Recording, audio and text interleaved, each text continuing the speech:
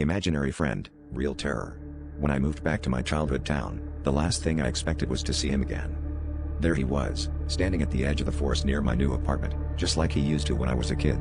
Alex, my imaginary friend, unchanged by the years that had aged me. He waved as if no time had passed, his grin as wide and mischievous as ever. But this time, his eyes carried a depth that sent a shiver down my spine, a silent promise of something more sinister than before.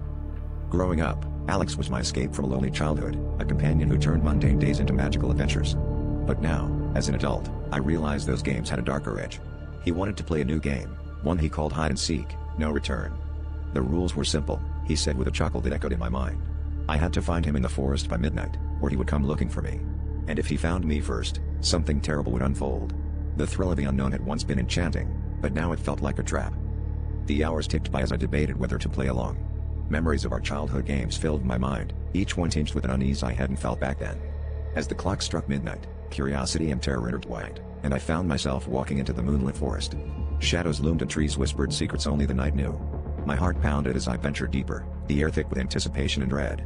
Alex's laughter echoed around me, both a guide and a warning, as if the forest itself was alive with his spirit. In the heart of the woods, I found a clearing bathed in an eerie glow. There stood Alex, waiting, his form flickering like a broken signal on old TV. "Welcome back," he said, his voice a chilling symphony of nostalgia and menace. Suddenly, the ground trembled, and the trees seemed to close in, their branches reaching out like skeletal hands. I realized then that Alex was no mere figment of my imagination. He was something else entirely, something that had been waiting all these years for my return. The stakes of our game were real, and the price of losing was more than I was willing to pay.